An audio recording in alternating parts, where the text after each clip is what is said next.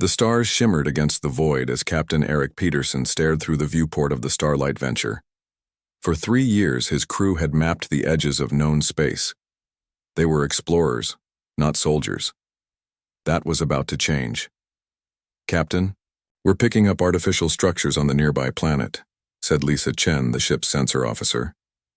Her eyes remained fixed on the glowing display. Eric leaned forward. "Any signs of activity?" "Yes, sir. Energy readings consistent with a military outpost. Definitely not human technology.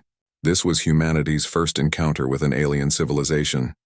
Protocol demanded caution, but Eric's curiosity won out.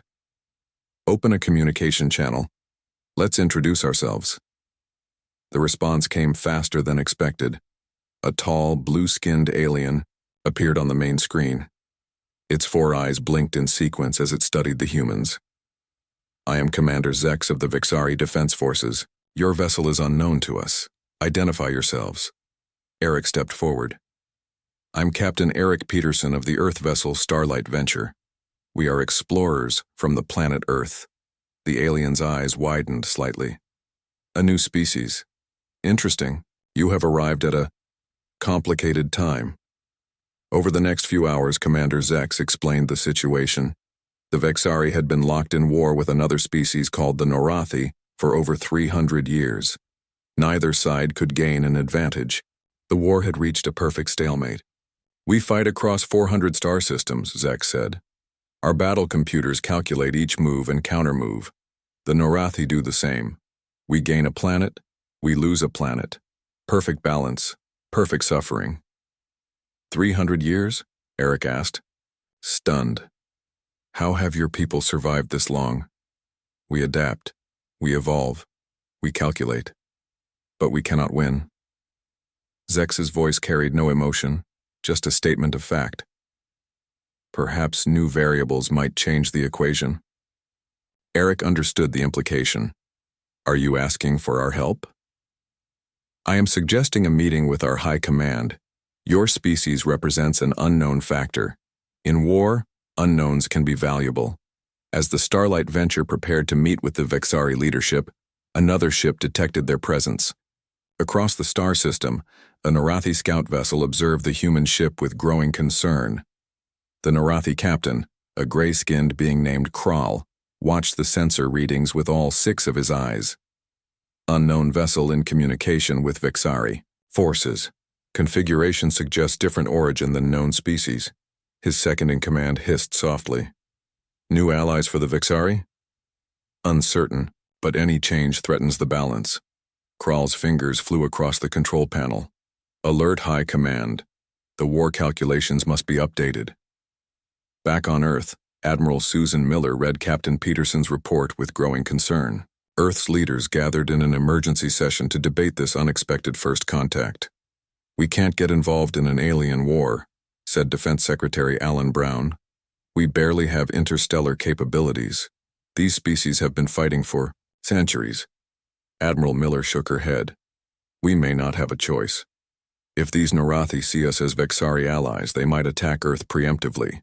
President Olivia Grant stood at the window, looking up at the stars that now seemed much more crowded. "Captain Peterson reports that both sides fight using complex algorithms and battle computers. They've reached a mathematical stalemate." "Mathematics has rules," said Greg Wilson, the National Security Advisor. "Rules can be broken." "Prepare a diplomatic." Miss Ambassador Daniel Clark straightened his tie as the shuttle docked with the massive Vexari command station. The diplomatics team had spent the 2-week journey studying everything Captain Peterson had sent about the alien conflict. Daniel still felt unprepared. "Remember," he told his team, "we're here to learn, not commit. Earth needs all the facts before we decide anything." The shuttle door opened, revealing 4 tall Vexari waiting in the docking bay. Their blue skin gleamed under the station's lights. The lead alien stepped forward. "I am High Commander Trellix. Welcome to Vexari Space Humans." Daniel bowed slightly. "Thank you for receiving us. I'm Ambassador Clark, representing Earth." The Vexari Command Center amazed the human delegation. Massive holographic displays showed hundreds of star systems, Thousands of ship positions updated in real time. The war's scale was beyond anything humans had imagined. "We have fought the Norathi for 342 of your Earth years," explained Trellix. "Our battle computers analyze millions of possible moves to determine optimal strategy." "And the Norathi do the same," said Daniel. "Precisely, when both sides calculate perfectly, stalemate is inevitable." Daniel asked the question that had been bothering him. "Why continue fighting? Why not seek peace?" The four Vexari eyes blinked in sequence, a gesture Daniel would later learn indicated surprise. "Peace? The calculations do not support peace. The Norathi would use any treaty to gain advantage. Have you tried?" "Tried what, Ambassador?" "Negotiating without calculating first." The Vexari seemed confused by the question. Meanwhile, back on Earth, military analyst Kate Rodriguez had been studying the data on alien warfare. She presented her findings to Admiral Miller and the Joint Chiefs. "The problem is both sides fight. Like computers, not like living beings," Kate explained. She pointed to battle simulations on the screen. "Look at their fleet movements. Perfect geometric patterns. No surprises. No risks." Admiral Miller frowned. "They've optimized themselves into a corner." "Exactly." Kate's excitement was clear. "They've eliminated the fog of war. Every move is the statistically best move, which means their opponent can predict it." General Frank Nichols, a student of Earth's military history, nodded slowly. "They've forgotten that war isn't just math, it's psychology. Fear, surprise, chaos. That might be our advantage," said Kate. On the Vexari station, Daniel's questions continued to confuse his hosts. He asked about surprise attacks, about sacrificing ships to gain position, about bluffing. "These strategies are inefficient," said Vexari Science Director Keltor. "Our calculations show—" "What if the calculations are the problem?" interrupted Daniel. The room fell silent. "Explain," said Trellix finally. "In human history, our greatest military leaders often won by doing what their enemy thought was impossible or irrational." The Vexari discussed among themselves in their clicking language. Finally, Trellix turned back to Daniel.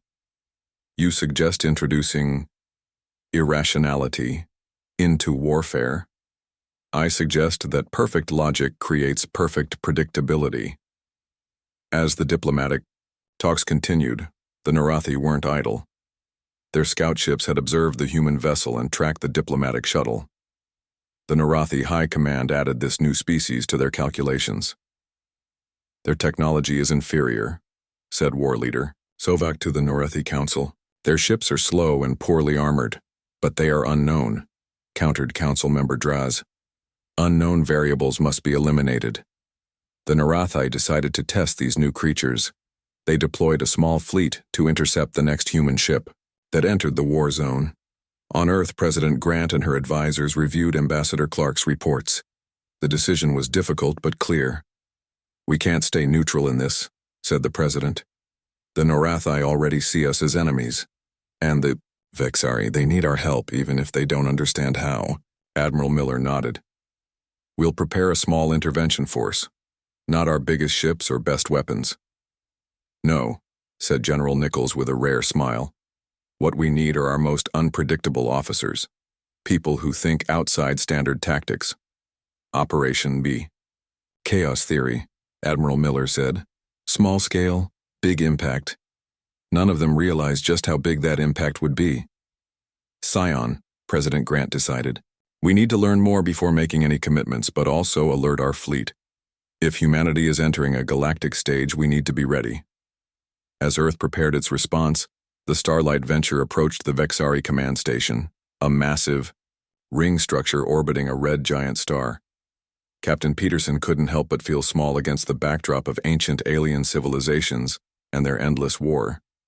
What could humans possibly offer in a conflict that had raged for centuries? The answer would surprise everyone, including humanity itself. General Frank Nichols paced the length of the war room. The walls displayed maps of Vexari and Norathi territories. 50 officers sat around the table, chosen not for their rank, but for their unconventional thinking. "Ladies and gentlemen," he said, We're about to join a war that's lasted longer than the United States has existed, and we're going to end it. Lieutenant Linda Hayes raised her hand.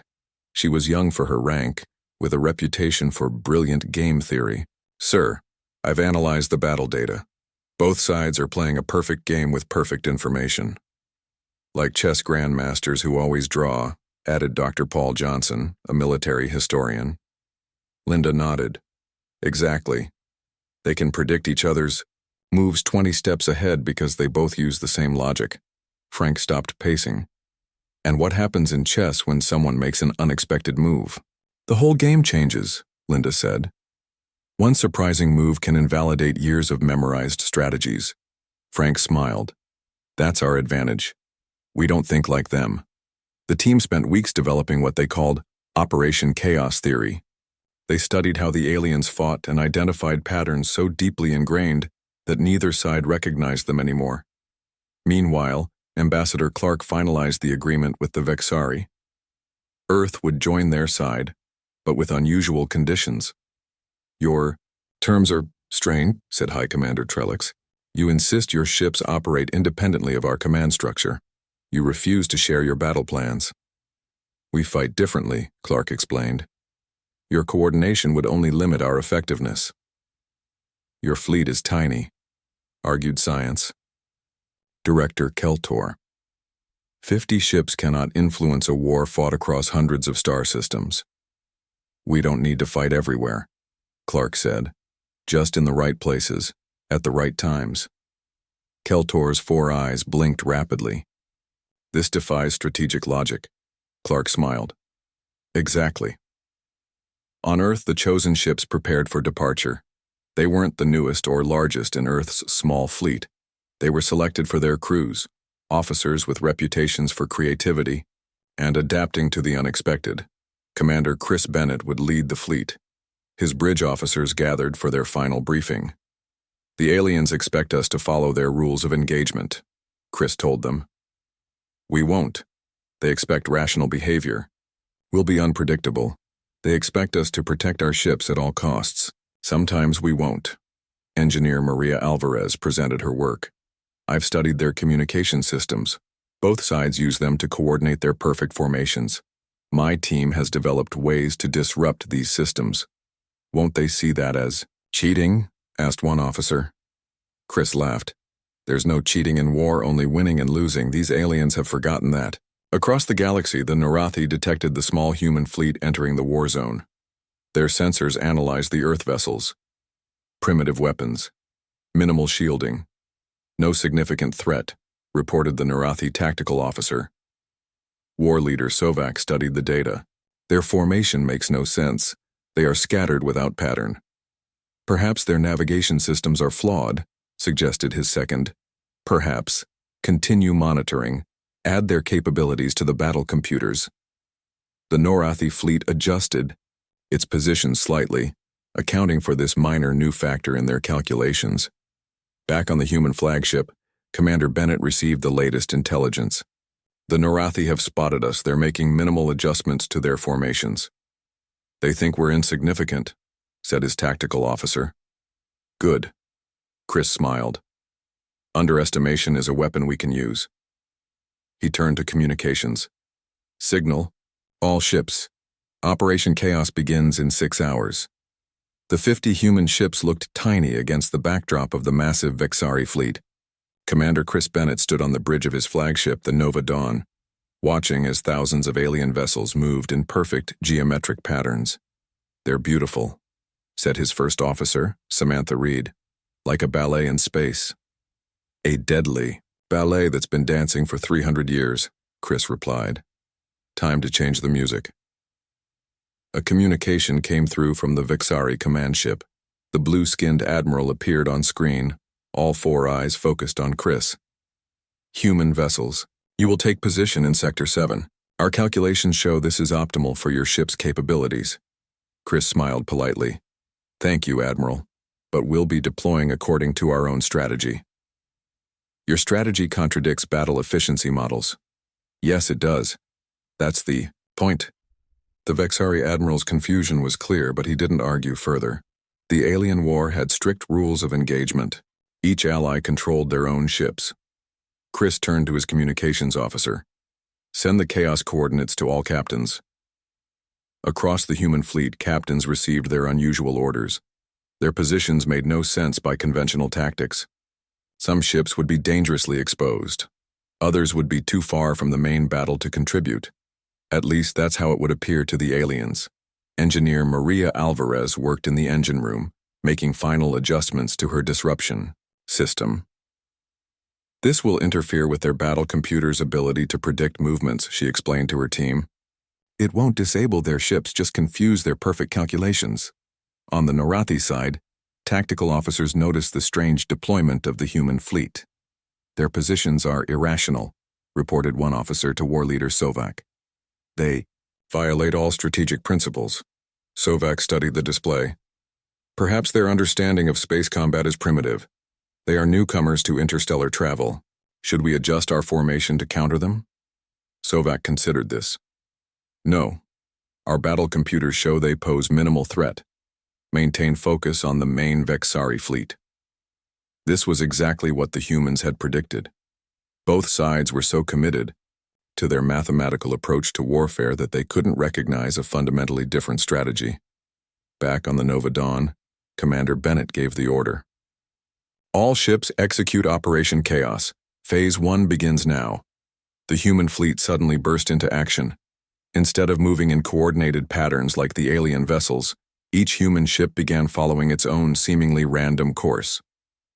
Some accelerated toward the enemy at dangerous speeds. Others moved laterally across the battlefield. 2 ships even appeared to be on a collision course with each other before veering away at the last second. The Norathi battle network is showing confusion, reported the sensor officer. Their formations are hesitating. Engineer Alvarez's voice came through from the engine room. Disruption field active, Commander. Their predictive algorithms are getting garbage data. For the first time in centuries, the perfect mathematics of the alien war had been thrown into chaos. The Norathi ships, programmed to respond to logical patterns, couldn't process the human movements. Their battle computers frantically recalculated, trying to find the pattern, the logic, the reason behind the human actions. There was none. The Vexari are hailing us, said the communications officer. The blue-skinned admiral appeared again, his expression unreadable to human eyes. What are you doing? Your movements make no tactical sense. To you, Chris replied. But the Norathi are equally confused. Look at their formation. It's breaking down. On the main view screen, the perfect geometric pattern of the Norathi fleet showed signs of disorder. Ships were moving out of position, trying to adjust to the unexpected human movements. The first crack in their perfect system, Chris said quietly. And we've only just begun. Across the battlefield, a Norathi commander watched in growing alarm as the prediction models failed. For the first time in his career, he faced an enemy whose next move he couldn't calculate. What are these humans? He asked no one in particular, and why can't we predict them? The human captains received their orders with a mix of excitement and nervousness. They would be making military history, either as the force that ended a centuries-long war or as a footnote about a failed intervention. In her quarters, Lieutenant Linda Hayes reviewed the final simulations. According to all conventional military wisdom, their plan should fail catastrophically. But conventional wisdom was exactly what they were fighting against.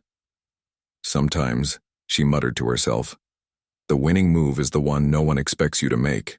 Captain John Mitchell felt sweat trickle down his back as he guided his ship, the Swift Arrow, directly toward the Norathi defensive line. According to all conventional wisdom, he was committing suicide. All power to forward shields, he ordered. Prepare jump drives for micro-jumps on my mark. His bridge crew worked with focused intensity. They knew the plan was crazy. They also knew it might work. Captain, the Norathi have locked weapons on us, reported his tactical officer. John nodded. They're expecting us to turn away. Everyone does when targeted by superior firepower. Except us, said his first officer with a grim smile. Except us, John agreed. In the Norathi command ship, tactical officers reported the unexpected human approach. Single vessel on direct intercept course, one said. Their shields cannot withstand our firepower. War leader Sovak frowned. They must break off their approach. The mathematics are clear. They're accelerating, said the officer with surprise. Sovak stared at the display in confusion. Fire warning shots. They must understand their situation. The Norathi ships fired energy beams that deliberately missed the human vessel by a small margin. A universal warning to retreat. Aboard the Swift Arrow, John saw the warning shots flash past his ship. They're trying to scare us off. Perfect. All hands brace for microjumps. In a normal battle, ships use jump drives to travel long distances. The Swift Arrow had been modified to make tiny, precise jumps, just a few kilometers at a time. The energy cost was enormous, but the tactical advantage was greater. Jump sequence Alpha, John ordered. The Swift Arrow disappeared in a flash and reappeared 2 kilometers to the left of its previous position. Before the Norathi targeting computers could adjust, it jumped again, and again, and again. The human ship became a phantom, appearing and disappearing faster than the Norathi battle computers could calculate targeting solutions. Meanwhile, Lieutenant Grace Watson led a squadron of 5 smaller ships on a different approach. Her orders had seemed bizarre. Fly directly at the Norathi flagship, then scatter in 5 different directions at the last moment. This is either brilliant or insane, her pilot muttered. In this case, they might be the same thing, Grace replied, calmly. On the Norathi flagship, alarms blared as the targeting computers failed to lock onto the jumping human ship. At the same time, 5 more human vessels approached in a tight formation. Impossible, said one officer. Their formation offers no defensive advantage. War leader Sovak's composure began to crack. Fire all weapons at the approaching group. The Norathi flagship launched a massive barrage at Grace's squadron. Seconds before impact, her 5 ships broke formation, each veering in a different, unpredictable direction. The Norathi weapons hit empty space. Now, Grace ordered.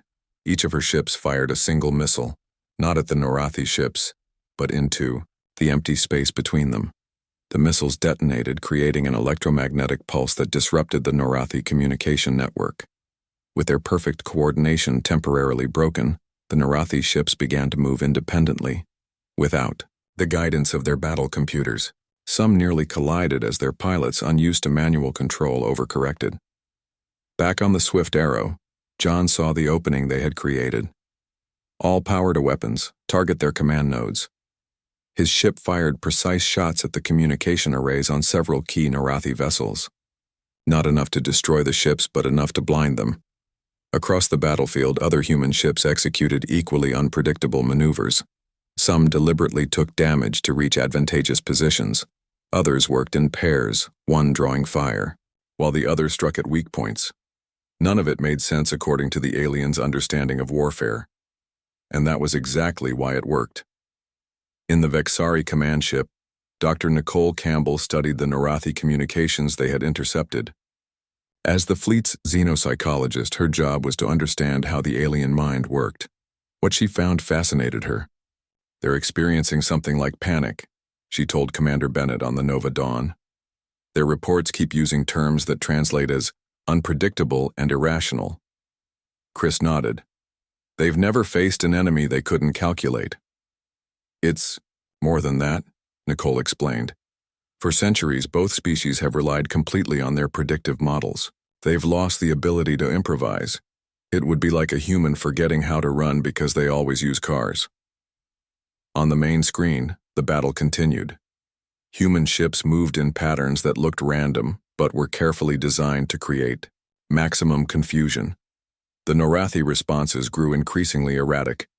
Communications specialist Ryan Cooper monitored the alien transmissions. Sir, I'm picking up unusual communications from the Norathi fleet. They're using backup channels we haven't seen before. Let me hear them, Chris ordered. The bridge speakers played the translated Norathi messages.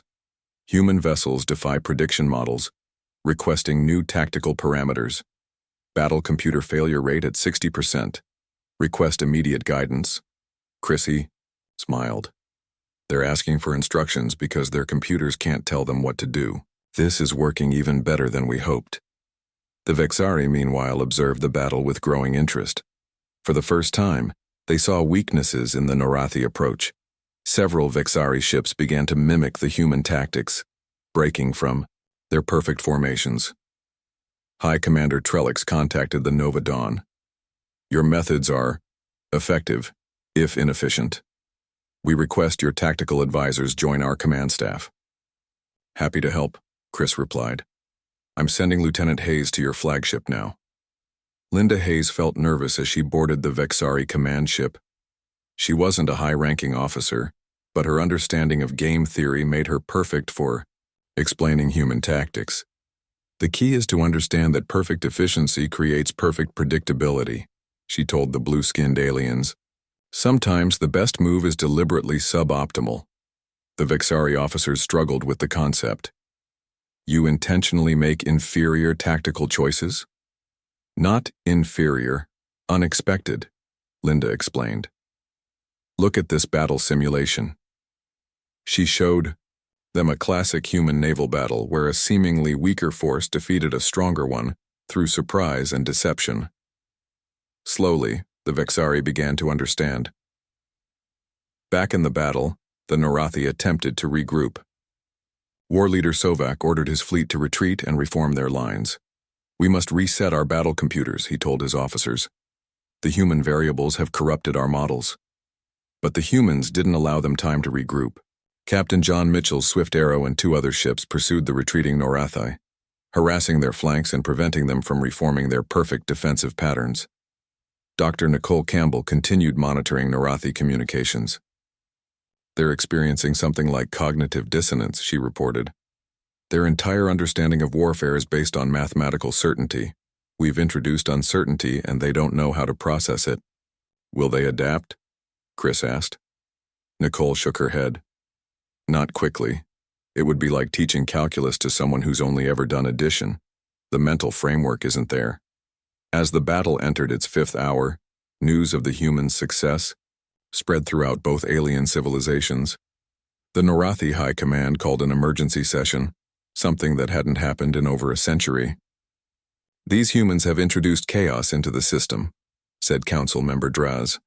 Our models predicted they would be insignificant. The models were wrong, replied another council member, the words sounding almost blasphemous to their ears.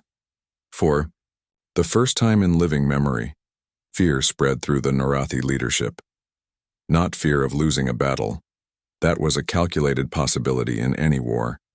This was fear of the unpredictable, the incalculable, fear of an enemy they couldn't understand. Meanwhile, aboard the Nova Dawn, Commander Bennett received a message from Earth. Admiral Miller's face appeared on his screen. Operation Chaos is working, she said, but the Norathi are gathering a massive fleet. They're coming for you, Commander. This is where it gets really interesting. The alien admiral watched in stunned silence as the humans single-handedly created chaos in the perfect Norathi formation. Impossible, he whispered. They have achieved more in 30 minutes than we have in 30 years. News of the bizarre battle spread quickly through both alien fleets. For the first time in centuries, the outcome of an engagement couldn't be calculated in advance. An element of true uncertainty had entered the war, and uncertainty, the humans knew, was their greatest weapon. The massive Norathi fleet filled the view screen of the Nova Dawn. Over 2,000 warships had gathered, the largest concentration of Norathi military power in decades. Their sleek, gray hulls formed a wall of metal across space. They're done, testing us, Commander Chris Bennett said quietly. Now they want to crush us. Admiral William Foster had arrived from Earth with reinforcements, 30 more human ships. Not nearly enough to match the Norathi numbers, but Admiral Foster didn't plan to fight a conventional battle. They think we're a virus in their system, Foster told the assembled human captains. They want to eliminate us completely to restore their perfect war. Can we stand against that many ships? Asked one captain. Foster smiled. We don't need to beat them, we just need to break them. He outlined his strategy, a plan so counterintuitive that several officers objected. You want us to appear to be losing? Captain John Mitchell questioned. Exactly, Foster replied. The Norathi expect us to fight logically, despite our strange tactics. They expect us to preserve our strength and protect our ships. Instead, we're going to do something they cannot comprehend. We're going to sacrifice pieces deliberately to create chaos. The human fleet spread out in a formation that appeared weak and disorganized. Some ships even showed signs of power fluctuations, as if damaged. It was all carefully staged. The Norathi fleet advanced, their battle computers calculating a quick victory. War leader Sovak felt confident as he watched the human ships retreat. Their tactics fail against superior numbers, he told his officers. The anomaly will be corrected. The Norathi attacked in perfect coordination, their weapons fire creating geometric patterns of destruction. Several human ships took direct hits, their shields flaring. They're falling into formation, reported Ryan Cooper on the Nova Dawn. Their battle computers are guiding them into optimal attack positions. Perfect, Foster replied. They're returning to their programming. Signal pilot Laura Bennett. She's go for Operation Wildcard. Laura Bennett led a squadron of 5 small, fast ships. They had been hiding behind a nearby moon, powered down to avoid detection. At Foster's signal, they surged to full power and accelerated toward the heart of the Norathi fleet. This is crazy, muttered Laura's co-pilot as they hurtled toward thousands of enemy ships. That's the point, Laura replied with a grin. No sane tactician would do this. Her squadron shot through gaps in the Norathi formation, firing not at the ships but at empty space in seemingly random patterns. The Norathi computers registered the weapons fire, but couldn't determine its purpose. There was no tactical advantage to what the humans were doing. What the Norathi didn't realize was that Laura's squadron wasn't trying to damage ships. They were executing a complex flight pattern that created deliberate gaps in the Norathi formation. Meanwhile, several human ships appeared to take critical damage, venting atmosphere and drifting. The Norathi battle computers calculated these ships as neutralized threats and ignored them, a critical mistake. The damaged ships suddenly powered up and fired precisely at the weak points Laura's squadron had created. The Norathi formation, already stressed by trying to track the unpredictable human movements, began to fall apart. War leader Sovak watched in growing horror as his perfect attack disintegrated into confusion. "What is happening?" he demanded. "The battle computers show we are winning. Our formation is breaking down," his tactical officer reported. "The humans they're damaging their own ships to create attack opportunities. It defies all tactical logic." "They're sacrificing pieces," Sovak realized. Using a concept from an ancient Norathi game, Sim Final Gambit wasn't a weapon. It wasn't even an attack. It was something the Norathi couldn't comprehend. A coordinated retreat. "All ships, fall back to designated coordinates," Admiral Foster ordered. "Make it look disorganized, but keep to the plan." The human fleet began to withdraw, ships moving in seemingly random patterns. Some appeared to flee in panic, others drifted as if heavily damaged. A few even fired at empty space as if their targeting systems had failed. War leader Sovak watched with growing confusion. The battle computers showed the humans were defeated, yet their retreat pattern made no tactical sense. "They should be surrendering," he said. "Why continue these irrational maneuvers?" His tactical officer had no answer. The Norathi had no protocol for this situation. Their battle doctrine called for pursuing and destroying a retreating enemy, but the human movements defied classification. "Pursue them," Sovak finally ordered. "All ships, advance." The massive Norathi fleet moved forward, following the retreating humans. They didn't realize they were being led into a trap. The human ships retreated to a specific region of space, an area where engineer Maria Alvarez had hidden a surprise. As the last human ship passed through the designated coordinates, Admiral Foster gave the signal, "Activate the field." Suddenly, hundreds of small devices hidden throughout the region activated simultaneously. Each emitted a powerful signal that perfectly mimicked Norathi command codes but contained contradictory orders. The effect was immediate and devastating. The Norathi ships, already struggling with the unpredictability of human tactics, now received thousands of conflicting commands through their battle network. Some ships were ordered to advance, others to retreat. Some were told to fire on specific coordinates, others to hold fire. The entire Norathi command structure collapsed. For the first time in centuries, Norathi ship captains had to make decisions, without the guidance of their battle computers. Most had never trained for this scenario. Some froze, unable to act. Others took wildly inappropriate actions. A few even fired on friendly vessels that moved unpredictably. War leader Sovak watched, in horror as his fleet dissolved into chaos. "Shut down the command network," he ordered desperately. "All ships operate independently." But it was too late. The damage was done. The perfect coordination that had been the backbone of Norathi military power for centuries had been broken. Admiral Foster observed the confusion with grim satisfaction. "They're experiencing the fog of war for the first time in generations," he told his officers.